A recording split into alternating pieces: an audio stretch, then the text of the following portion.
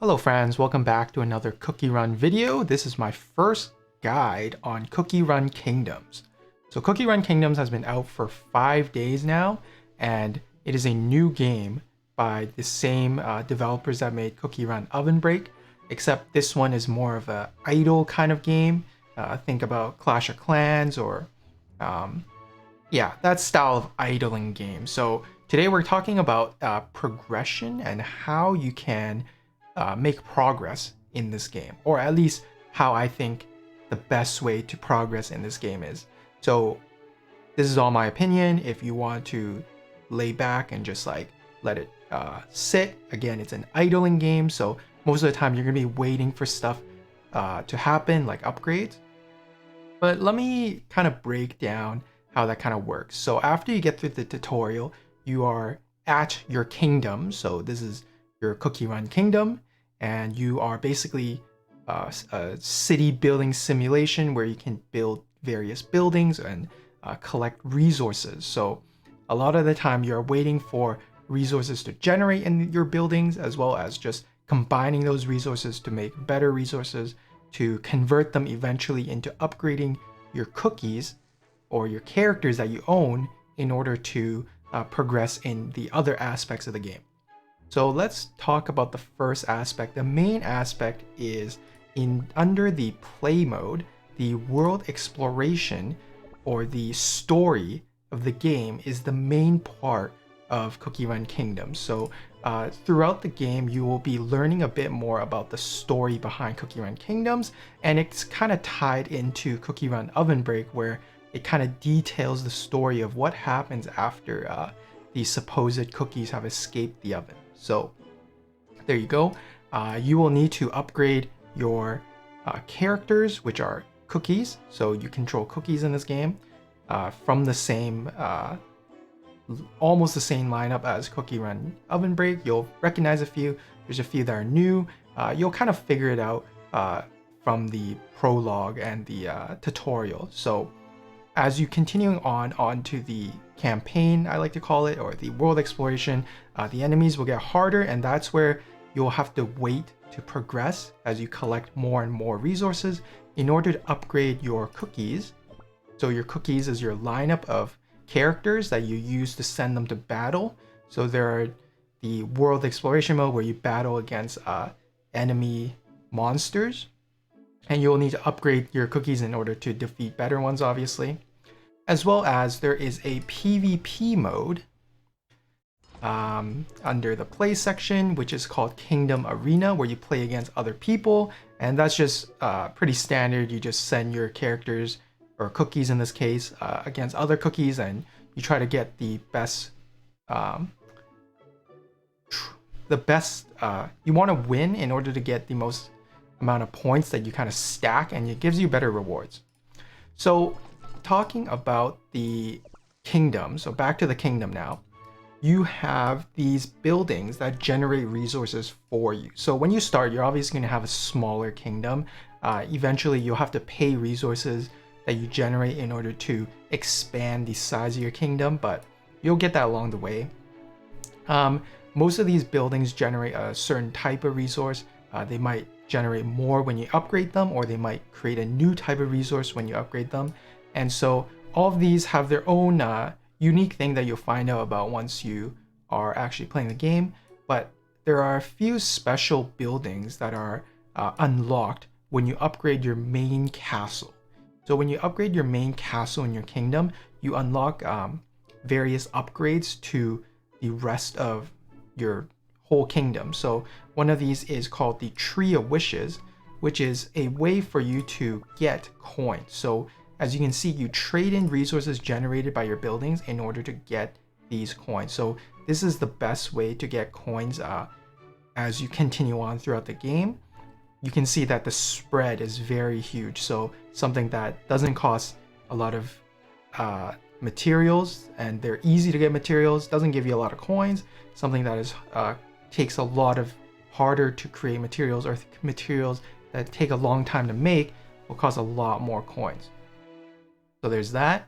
The second thing that you unlock is something called a balloon dock, and basically it's just another waiting part of the game where you send off some of your cookies onto this expedition, and they just kind of disappear for however long the expedition is for, and then you come back and they give you some rewards.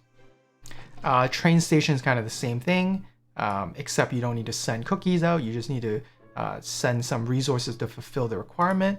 So, for example, I will need to give it a biscuit planter to fulfill the final cart, and then the train will be on its way and it'll bring back some resources. So, in terms of progression in this game, when you first start, you won't obviously have all of these buildings. You basically don't have much, and you will only have a small plot of land. So how do you actually get to here? Other than waiting, obviously, you want to be on top of collecting these resources. So when you see these bubbles, that means at least one of the resource that is generated by these buildings are ready to collect. And you will want to go into these resource building facilities and start creating more. You want to queue it up. If you want to spend gems, add additional slots, you can, so that you can maximize your resource generation. So for those of you who have played some sort of idling game, the concept's always the same. You just want to generate the most amount of resources so that you don't run out. One thing that I have found was that you run out of storage really fast. So all these resources take up storage, and you actually fill it up fairly quickly, and you'll need to expand it. The good thing is none of these resources to expand the storage needs to be paid for real money, so it's fairly free to play. You just need to save up this specific type of resource for you to continually expanding your storage. So I think, in my opinion, after I've progressed fairly far in this Cookie Run Kingdoms in the first 5 days. So in my opinion, there are a few things that you want to prioritize upgrading, which is you want to prioritize your kingdom castle. So your castle upgrades are fairly important because they unlock new resources for you to collect, and those resources in turn generate you more either money, so then there's coins, or it gives you more energy or diamonds. Either way, upgrading your castle is first and foremost, and then you would want to upgrade your resource generation buildings. So the basic ones like the Lumberjack's Lodge gives you a lot more of this type of resource, as roll cake wood, and etc. etc. They're all just named differently, but they kind of work the same way, where you get more and more as you upgrade them.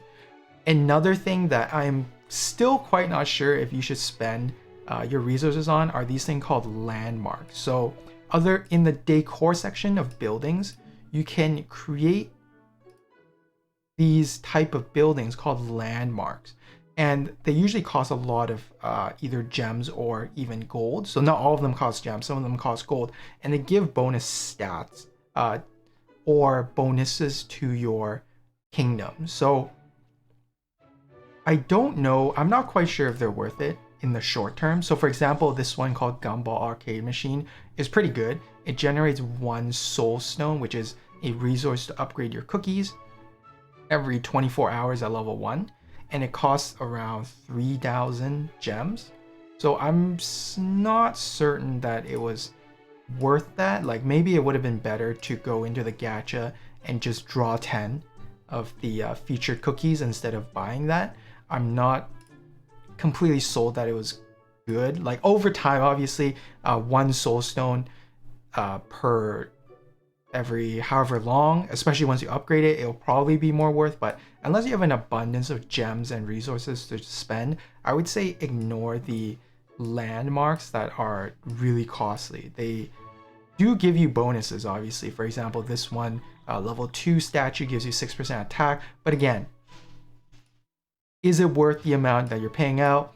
I don't really think so. So until you are able to generate enough resources where like purchasing and upgrading these things are worth your time. So this type of resource, you need it to upgrade your castle. So I would prioritize that over the landmarks, even though they look nice.